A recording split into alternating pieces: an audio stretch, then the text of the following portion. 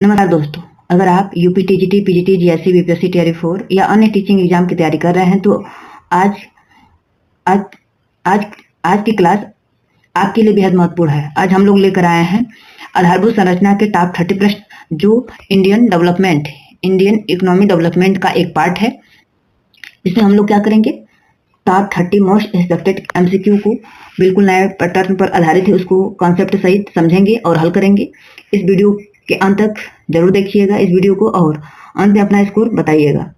अगर आप ऐसे ही कंप्लीट एनसीईआरटी किसी मतलब चाहते हैं या कंप्लीट टीचिंग एग्जाम की तैयारी करना चाह रहे हैं तो अंजू एग्जाम एकेडमी को आप सब्सक्राइब करना ना भूलिए। और चलिए हम लोग चलते हैं अपने मेन टॉपिक पर। ये रहा पहला प्रश्न, बताइएगा आधारभूत संरचना से क्या अभिप्राय है।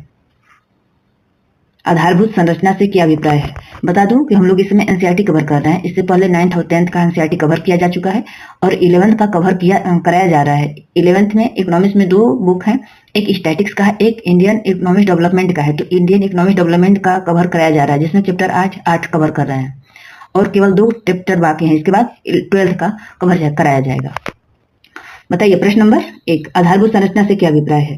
केवल सड़क एवं भवनों का निर्माण। ऑप्शन बी है वे मूलभूत सुविधाएं एवं सेवाएं जो आर्थिक एवं सामाजिक विकास में समर्थन प्रदान करते हैं। ऑप्शन सी है केवल उद्योगों की स्थापना। ऑप्शन डी है केवल कृषि उत्पाद बढ़ाना। बताइए कौन सा उत्तर सही होगा।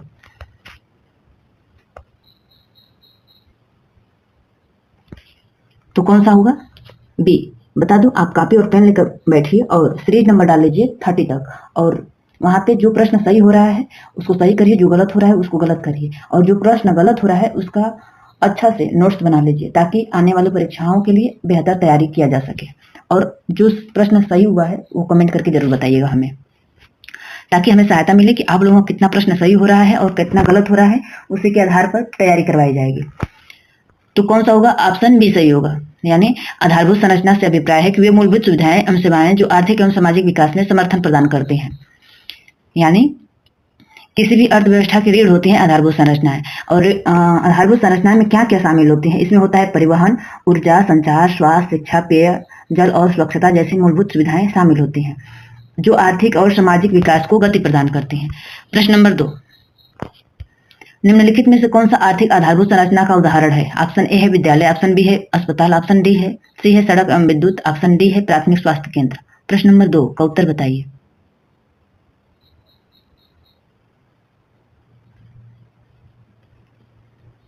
क्या पूछा है, आर्थिक आधारभूत संरचना क्या है, तो सड़क और विद्युत है। प्रश्न नंबर 2 का ऑप्शन सी सही होगा। आइए इसे समझते हैं। आर्थिक आधारभूत संरचना में सड़क, रेल, बंदरगाह, हवाई अड्डे, बिजली, सिंचाई और संचार जैसी सुविधाएं शामिल होती हैं जो उत्पादन और व्यापार को बढ़ावा देते हैं।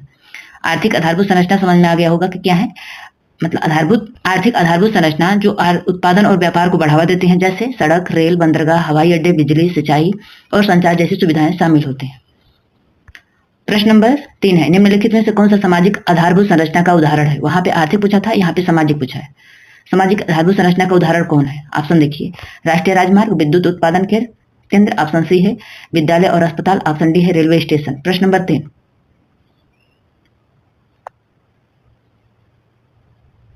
तो क्या होगा, विद्यालय और अस्पताल होगा, ऑप्शन सी होगा। आइए जानते हैं कि सामाजिक आधारभूत संरचना में क्या क्या आता है। तो इसमें शिक्षा, स्वास्थ्य, पेय जल और स्वच्छता जैसी सुविधाएं शामिल होते हैं जो मानव संसाधन के विकास में महत्वपूर्ण भूमिका निभाते हैं। आर्थिक जो आधारभूत संरचना था किसको बढ़ावा दे रहा था, उत्पादन और व्यापार को बढ़ावा दे रहा था। वहीं पे जो सामाजिक आधारभूत संरचना है वो किसको बढ़ावा दे रहा है, मानव संसाधन के विकास में महत्वपूर्ण भूमिका निभाता है।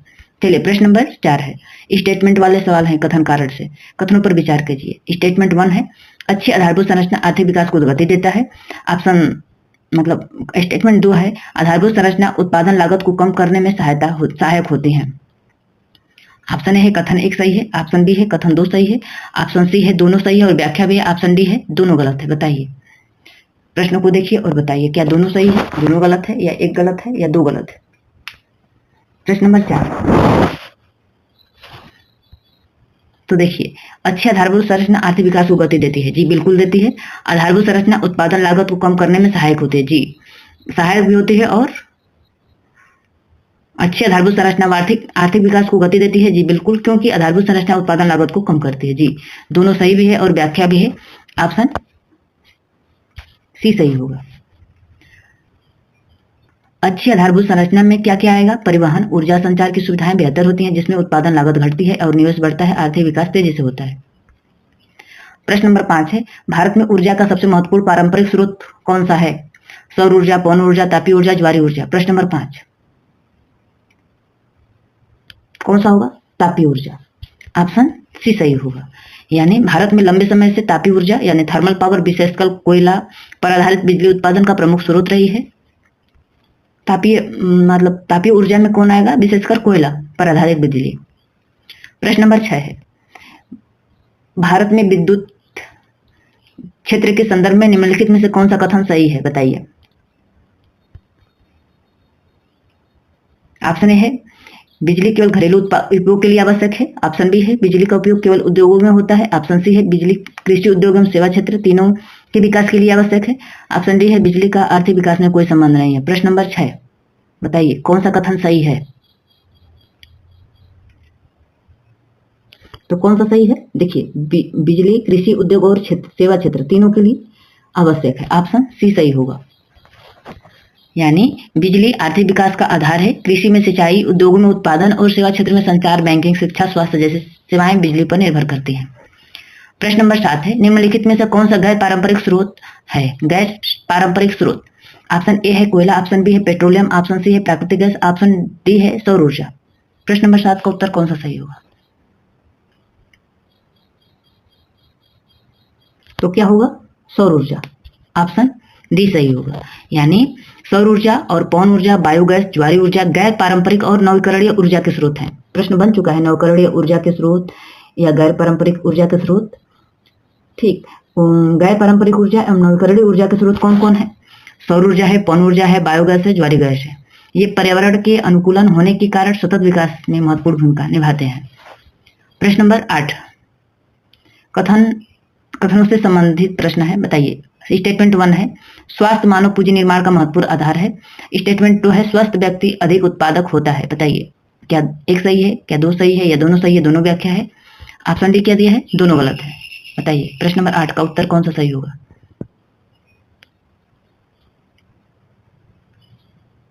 तो देखिए स्वस्थ मानव पूंजी निर्माण का महत्वपूर्ण आधार है। जी बिल्कुल है, क्योंकि स्वस्थ व्यक्ति अधिक उत्पादक होता है। ये भी सही है जी, कथन भी सही है, कारण भी सही है और उसका व्याख्या भी है। ऑप्शन सी सही होगा।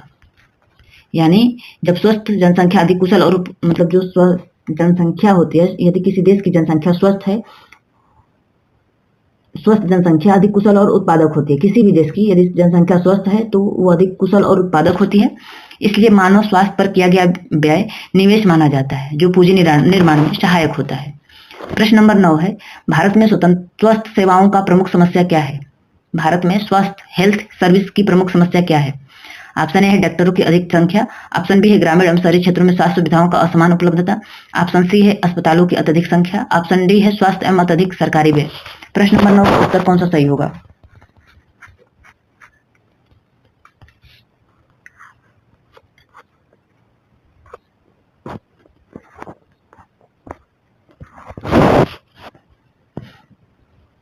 प्रश्न नंबर 9 तो स्वास्थ्य सेवाओं की प्रमुख समस्या क्या है? तो ऑप्शन बी ग्रामीण एवं शहरी क्षेत्रों में स्वास्थ्य सुविधाओं का असमान उपलब्धता, ये है मेन समस्या। क्योंकि शहरी क्षेत्रों में स्वास्थ्य सुविधाएं बेहतर हैं, जबकि उनकी अपेक्षा गांव में स्वास्थ्य सुविधाएं कम बेहतर है।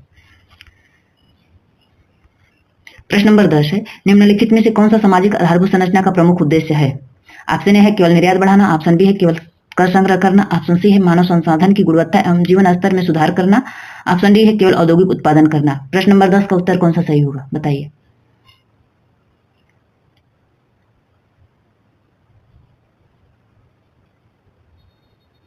तो कौन सा होगा? मानव संसाधन की गुणवत्ता एवं जीवन स्तर में सुधार करना। ऑप्शन सी सही होगा। यानी सामाजिक आधारभूत संरचना का उद्देश्य शिक्षा, स्वास्थ्य, स्वच्छता और पेयजल जैसी सुविधाओं के माध्यम से मानव विकास एवं जीवन स्तर में सुधार करना है। यही किसी भी देश के दीर्घकालिक विकास का आधार है। प्रश्न नंबर 11 भारत में सार्वजनिक स्वास्थ्य प्रणाली का मुख्य उद्देश्य क्या है? ऑप्शन ए है केवल निजी अस्पतालों को बढ़ावा देना, ऑप्शन बी है सभी नागरिकों को सुलभ और किफायती स्वास्थ्य सेवाएं उपलब्ध कराना, ऑप्शन सी है केवल शहरी क्षेत्रों में स्वास्थ्य सेवाएं देना, ऑप्शन डी है केवल उच्च आय वर्ग में को स्वास्थ्य सेवाएं देना। प्रश्न नंबर 11 का उत्तर कौन सा सही होगा? तो देखिए, भारत में सार्वजनिक स्वास्थ्य प्रणाली का मुख्य उद्देश्य यही है कि सभी नागरिकों को सुलभ और किफायती स्वास्थ्य सेवाएं उपलब्ध कराना। ऑप्शन क्या सही होगा? बी सही होगा जी। प्रश्न नंबर 12 पे चलते हैं। निम्नलिखित में से कौन सा आर्थिक आधारभूत संरचना का घटक नहीं है? आर्थिक, सड़क, रेलवे, अस्पताल, विद्युत। प्रश्न नंबर 12, आर्थिक आधारभूत संरचना का घटक नहीं है। तो देखिए, सड़क है, रेलवे भी है, विद्युत है, लेकिन अस्पताल सामाजिक आधारभूत संरचना का घटक है। ऑप्शन सी सही होगा।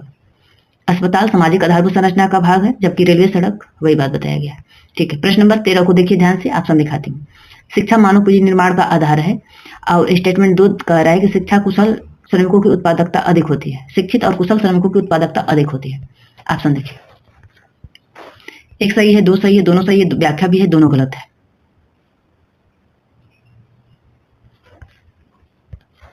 तो देखिए, शिक्षा, प्रश्न नंबर 13, देखिए, शिक्षा मानव पूंजी निर्माण का प्रमुख आधार है, जी बिल्कुल है। और शिक्षित एवं कुशल श्रमिकों की उत्पादकता अधिक होती है, जी यह कथन भी सही है, कारण भी सही है, और व्याख्या भी है। ऑप्शन सी सही होगा। ये हम जो पढ़ा रहे हैं ना, इस टॉपिक को पहले एक बार कवर किया जा चुका है, ठीक है, क्लास 9th में शायद जी, और उसी को और हाई लेवल पर 11th क्लास में इंक्लूड किया गया है जी। मानव पूंजी 9th में था कि 10th में था ना, हम लोग पढ़े थे मानव पूंजी का विकास, मानव पूंजी निर्माण, एक चैप्टर ही था।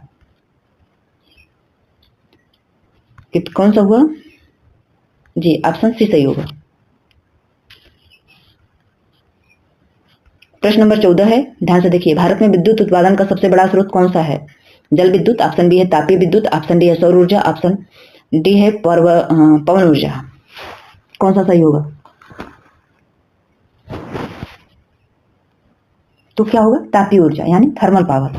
ऊपर हम लोग देखे हैं, यानी भारत में कुल विद्युत उत्पादन का सबसे बड़ा भाग अभी भी तापीय ऊर्जा, विशेषकर कोयला आधारित विद्युत संयंत्रों से प्राप्त होता है। प्रश्न नंबर 15, निम्नलिखित में से कौन सा आधारभूत संरचना के संबंध में सही है? सही कथन पूछा है, कौन सा सही है? ऑप्शन ए है, आधारभूत संरचना का आर्थिक विकास में कोई संबंध नहीं है। ऑप्शन बी, आधारभूत संरचना केवल परिवहन तक सीमित है। ऑप्शन सी है, आधारभूत संरचना उत्पादन, निवेश और जीवन स्तर में सुधार का आधार है। और ऑप्शन डी देखिए क्या दिया है, आधारभूत संरचना केवल ग्रामीण क्षेत्रों के लिए आवश्यक है। प्रश्न नंबर 15,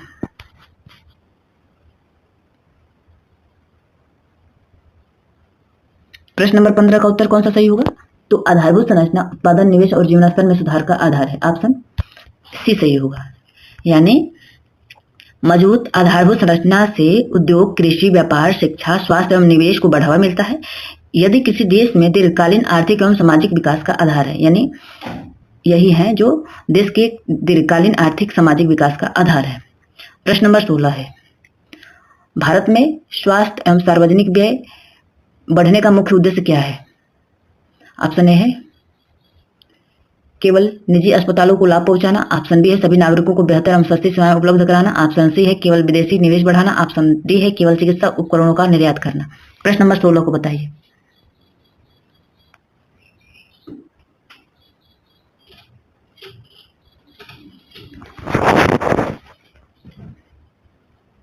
तो क्या होगा? तो इसमें होगा सभी नागरिकों को बेहतर एवं सस्ती सेवाएं उपलब्ध कराना। ऑप्शन बी सही होगा। यानी सार्वजनिक स्वास्थ्य व्यय बढ़ने का मुख्य उद्देश्य गुणवत्तापूर्ण स्वास्थ्य सेवाओं की उपलब्धता बढ़ाना और शिशु मृत्यु दर और मातृ मृत्यु दर कम करना तथा सभी नागरिकों के स्वास्थ्य स्तर को सुधार करना है। प्रश्न नंबर 17 है, निम्नलिखित में से कौन सी नवकरणीय ऊर्जा का स्रोत है? कोयला, प्राकृतिक गैस, सौर ऊर्जा, पेट्रोलियम। ये भी टीजीटी पीजीटी में प्रश्न सीधे सीधे बन चुका है। नवीकरणीय ऊर्जा, अनवकरणीय ऊर्जा, परंपरागत ऊर्जा, गैर परंपरागत ऊर्जा, कोयला, प्राकृतिक गैस, सौर ऊर्जा, पेट्रोलियम। बताइए, नवीकरणीय ऊर्जा का स्रोत है। प्रश्न नंबर 17 क्या होगा? सौर ऊर्जा। ऑप्शन सी सही होगा।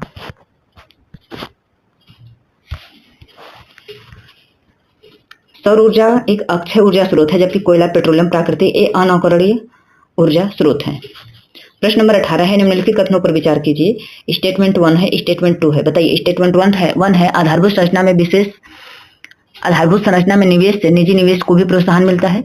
और स्टेटमेंट 2 है, बेहतर परिवहन और बिजली की उपलब्धता से उत्पादन लागत कम होती है।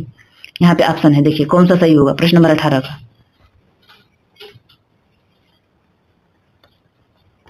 तो देखिए आधारभूत संरचना में निवेश से निजी निवेश को भी प्रोत्साहन मिलता है, जी बिल्कुल। और बेहतर परिवहन और बिजली की उपलब्धता उत्पादन लागत कम करती है, तो दोनों सही है और दोनों व्याख्या भी है, ऑप्शन सी सही होगा। अगला प्रश्न है प्रश्न नंबर 19, भारत में ऊर्जा क्षेत्र के विकास का सबसे महत्वपूर्ण प्रभाव क्या है?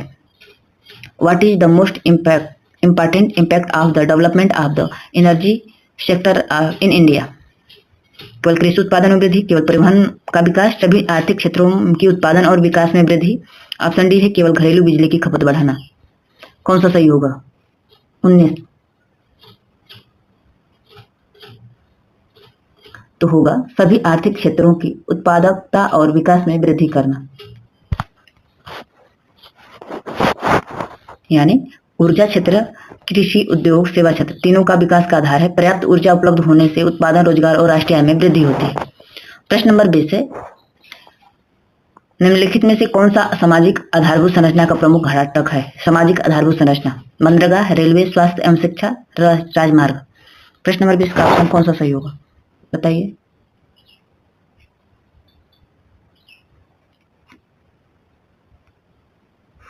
तो कौन सा सही होगा? ऑप्शन सी, स्वास्थ्य और शिक्षा। दोस्तों अब तक हम लोग 20 प्रश्न हल कर चुके। आप लोगों का कितना सही हुआ जरूर बताइएगा। और चैनल पर नया है तो सब्सक्राइब करिएगा, वीडियो पसंद आए तो लाइक करिएगा और अपने दोस्तों में भी शेयर करिएगा। देखिए सामाजिक आधारभूत संरचना में क्या क्या आता है? स्वास्थ्य, शिक्षा, पेयजल, स्वास्थ्य जैसी, स्वच्छता जैसी सुविधाएं शामिल होती हैं, ठीक है। इससे मानव संसाधन का विकास होता है और जीवन स्तर में सुधार होता है।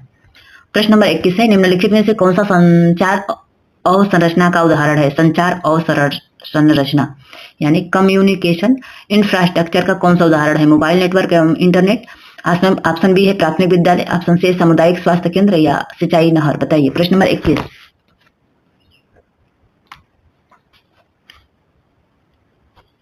तो क्या होगा? मोबाइल नेटवर्क और इंटरनेट। तो प्रश्न नंबर 21 का कौन सा उत्तर सही होगा? यानी संचार अवसंरचना का उदाहरण है मोबाइल नेटवर्क और इंटरनेट, ऑप्शन ए सही होगा। संचार अवसंरचना में मोबाइल नेटवर्क, इंटरनेट, टेलीफोन, डाक सेवाएं शामिल होती हैं और ये सूचनाओं के त्वरित आदान प्रदान और आर्थिक गतिविधियों को बढ़ावा देते हैं। प्रश्न नंबर, ध्यान से देखते जाइएगा। देखिए यहाँ पे कंसेप्ट मिल रहा है, आप लोग संचार अवसंरचना मतलब क्या होता है यहाँ पे क्लियर किया गया है। संचार अवसंरचना में मोबाइल नेटवर्क, इंटरनेट, टेलीफोन, डाक सेवाएं शामिल हैं। ये सूचनाओं के त्वरित आदान प्रदान और आर्थिक गतिविधियों को बढ़ावा मिलता है।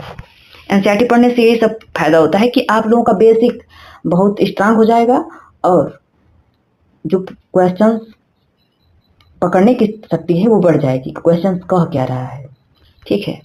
अभी तो मैं 30 प्रश्नों के माध्यम से कवर करवा रही हूँ। यदि भविष्य में यदि आप लोगों की मांग हुई तो मैं पूरी बुक कवर करवाने की कोशिश करूंगी, लेकिन अभी यही चलेगा एमसीक्यू।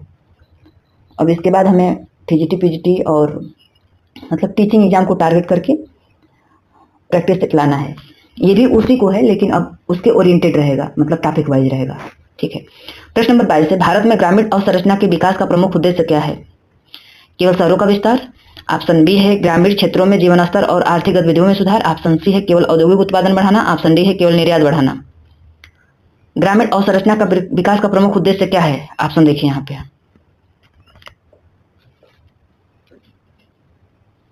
तो क्या होगा?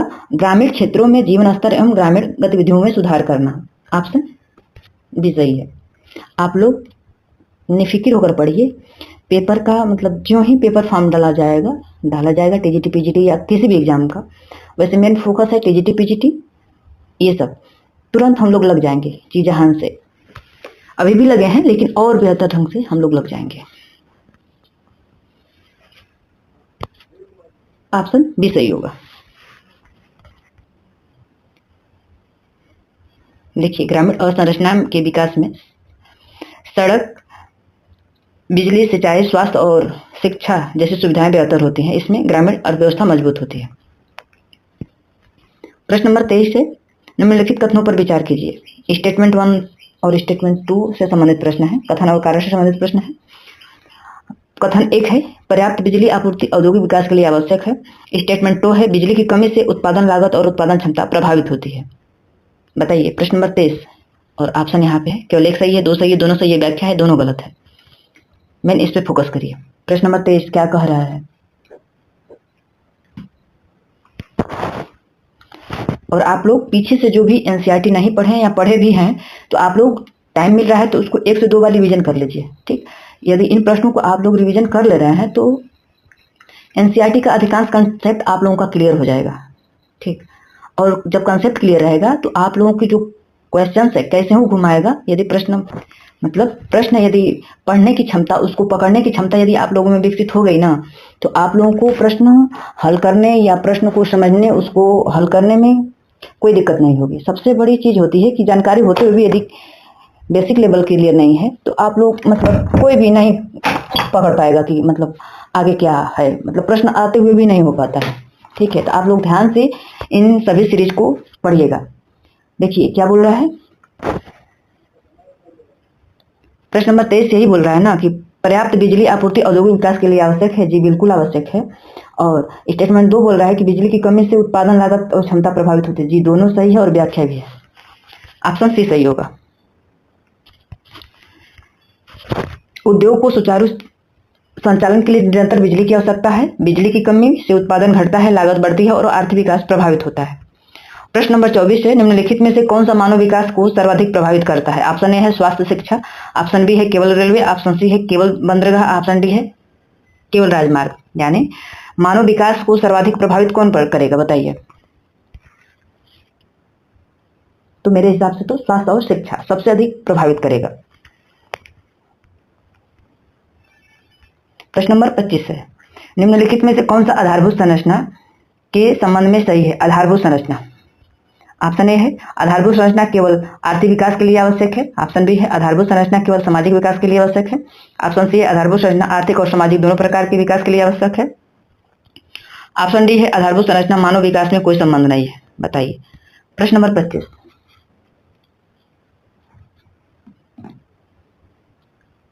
इंफ्रास्ट्रक्चर का संबंध सही कौन सा है? तो सबसे उपयुक्त जो ऑप्शन है ना इसमें यही है, आधारभूत संरचना आर्थिक और सामाजिक दोनों प्रकार के आधार विकास का आधार है। आधारभूत संरचना में क्या क्या आते हैं? परिवहन आता है, संचार आता है, शिक्षा आता है, स्वास्थ्य आता है, पेयजल जैसी सुविधाएं होती हैं। इसके विकास में उत्पादन, रोजगार, निवेश, सामाजिक पूंजी, मानव पूंजी और जीवन स्तर में सुधार होता है। और जो आधारभूत संरचना के अंदर में आर्थिक संरचना और सामाजिक संरचना होती है, इसको फिर अलग अलग हो जाते हैं। आर्थिक संरचना में क्या क्या आ जाएंगे? आधारभूत संरचना में तो दोनों का उदाहरण आएंगे, लेकिन जब आर्थिक संरचना और सामाजिक संरचना आ जाएगा तो वो बदल जाएगा। तो आर्थिक संरचना में क्या क्या आएगा? परिवहन आ जाएगा, संचार आ जाएगा, ये सब आ जाएगा। और सामाजिक में शिक्षा, स्वास्थ्य, पेयजल जैसी सुविधाएं आ जाएंगी। और जो आधारभूत संरचना है, जो आर्थिक संरचना है वो उत्पादन और व्यापार को बढ़ावा देती है, और सामाजिक संरचना जो है मानव पूंजी निर्माण को बढ़ावा देती है। और जो आधारभूत संरचना है इसके विकास में उत्पादन, रोजगार, निवेश, मानव पूंजी, जीवन स्तर समग्र रूप से सुधार होता है। यानी आधारभूत संरचना है जो ये बड़े विचार को दर्शा रहा है, और जो आर्थिक संरचना है और सामाजिक संरचना है ये छोटे छोटे विचारों का इसके अंदर इसको पढ़ा जाता है। चलिए प्रश्न नंबर 26 है, भारत में निजी स्वास्थ्य की प्रमुख विशेषता क्या है? ऑप्शन ए है सभी नागरिकों को निःशुल्क उपचार प्रदान करना, ऑप्शन बी है मुख्यतः शुल्क लेकर स्वास्थ्य सेवाएं प्रदान करना, ऑप्शन सी है केवल ग्रामीण क्षेत्रों में कार्य करना, केवल सरकारी कर्मचारियों का उपचार करना। बताइए निजी स्वास्थ्य क्षेत्र का प्रमुख विशेषता क्या है? प्रश्न नंबर 26।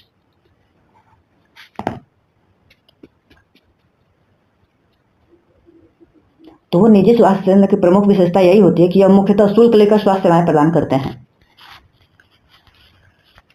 यानी निजी स्वास्थ्य क्षेत्र में अधिकांश सेवाएं शुल्क के आधार पर उपलब्ध होती हैं, आधुनिक सुविधाएं अधिक होती हैं, लेकिन इनकी लागत सामान्यतः सरकारी अस्पतालों की तुलना में अधिक होती है। स्टेटमेंट से संबंधित प्रश्न है। प्रश्न नंबर 27, स्टेटमेंट 1 बोल रहा है कि बेहतर परिवहन व्यवस्था वस्तु और सेवाओं की आवाजाही आसान हो जाता है। यानी बेहतर परिवहन सुविधा से व्यवस्था से वस्तुओं एवं सेवाओं की आवाजाही आसान हो जाता है। स्टेटमेंट 2 बोल रहा है कि परिवहन अवसंरचना व्यापार एवं आर्थिक विकास को बढ़ावा देते हैं। बताइए। ऑप्शन ए सही है, एक सही है, दो सही है, दोनों सही है, व्याख्या है, दोनों गलत है। बताइए। प्रश्न नंबर 27।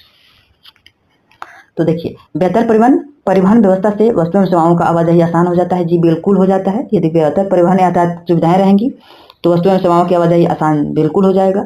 और परिवहन और संरचना व्यापार और आर्थिक विकास को बढ़ावा देती है। जी बिल्कुल, दोनों सही है और व्याख्या भी है। ऑप्शन सी सही होगा। अच्छी परिवहन व्यवस्था में परिवहन लागत कम होती है और बाजारों तक पहुंच आसान हो जाता है। व्यापार, निवेश और आर्थिक विकास में गति मिलती है।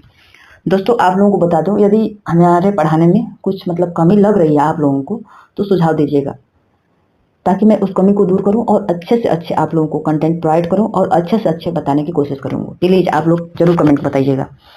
कमेंट में केवल मेरी अच्छाई मत लिखिएगा, थैंक यू मैम, अच्छा सेशन, ये खुश करने का है। ठीक है, आप लोग की मर्जी कर सकते हैं, लेकिन रियल कमेंट मैं मांग रही हूँ आप लोगों से सुझाव कि क्या कमी है, ताकि मैं बेहतर से बेहतर और आप लोगों को पढ़ा सकूं, कर सकूं। जी, प्रश्न नंबर 28 है, भारत में सामाजिक अवसंरचना का अंतिम उद्देश्य क्या है? केवल औद्योगिक उत्पादन बढ़ाना, केवल कर संग्रह बढ़ाना, ऑप्शन सी है मानव विकास एवं जीवन की गुणवत्ता में सुधार, और ऑप्शन डी है केवल निर्यात बढ़ाना। प्रश्न नंबर 28 तो क्या होगा? मानव विकास और जीवन की गुणवत्ता में सुधार करना। ऑप्शन सी सही होगा। यानी सामाजिक अवसंरचना का मुख्य उद्देश्य होता है शिक्षा, स्वास्थ्य, स्वच्छता और पेयजल जैसी सुविधाओं के माध्यम से मानव विकास एवं जीवन की गुणवत्ता में सुधार करना। प्रश्न नंबर 29 बताइए, भारत में ऊर्जा संरक्षण क्यों आवश्यक है? ऑप्शन ए है ऊर्जा संसाधनों का सतत उपयोग सुनिश्चित करने के लिए, ऑप्शन बी है केवल बिजली उत्पादन कम करने के लिए, ऑप्शन सी है केवल आयात बढ़ाने के लिए, ऑप्शन डी है केवल औद्योगिक उत्पादन घटाने के लिए। प्रश्न नंबर 29 का उत्तर कौन सा सही होगा, बताइए।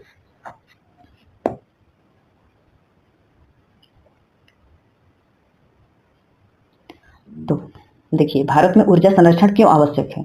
क्योंकि ऊर्जा संसाधनों को सतत उपयोग सुनिश्चित करने के लिए। ऑप्शन ए सही होगा, ताकि ऊर्जा संरक्षण में से सीमित ऊर्जा संसाधनों का विवेकपूर्ण उपयोग होता है और प्रदूषण कम होता है तथा भविष्य की पीढ़ियों के लिए ऊर्जा उपलब्ध होता है। प्रश्न नंबर 30 है, आज का ये रहा अंतिम प्रश्न।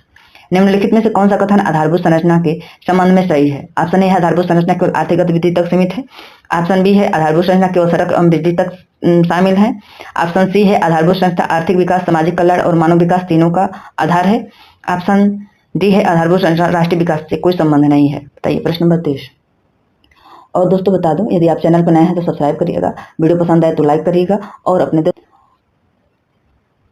दोस्तों में खूब शेयर करिएगा, ताकि हमें सपोर्ट मिले और मोटिवेशन मिले, ताकि आप लोगों को बेहतर से बेहतर कंटेंट दूं। ठीक है। प्रश्न नंबर 23 तो क्या है? ऑप्शन सी, आधारभूत संरचना आर्थिक विकास, सामाजिक कल्याण और मानव विकास तीनों के लिए आधार प्रदान करती है। यानी एनसीईआरटी के अनुसार आधारभूत संरचना किसी भी देश के समग्र विकास की आधारशिला होती है। मजबूत अवसंरचना से उत्पादन, निवेश, रोजगार, शिक्षा, स्वास्थ्य, जीवन सतत एवं स्तर एवं सतत विकास को बढ़ावा मिलता है। और आधारभूत संरचना किसी भी राष्ट्र के आर्थिक विकास, सामाजिक कल्याण और मानव पूंजी निर्माण एवं सतत विकास की आधारशिला है। दोस्तों, चैप्टर नंबर 8 का कंप्लीट 30 प्रश्न हम लोग देख चुके हैं और नेक्स्ट क्लास में हम लोग देखेंगे पर्यावरण एवं सतत विकास, यानी इन्वायरमेंट एंड सस्टेनेबल डेवलपमेंट, जो इंडियन इकोनॉमी डेवलपमेंट का एक महत्वपूर्ण पार्ट है। जरूर जुड़िएगा और दोस्तों कमेंट करके जरूर बताइएगा कि सेशन कैसा लगा। और तहे दिल से शुक्रिया आप लोगों को पूरा वीडियो देखने के लिए। Thank you.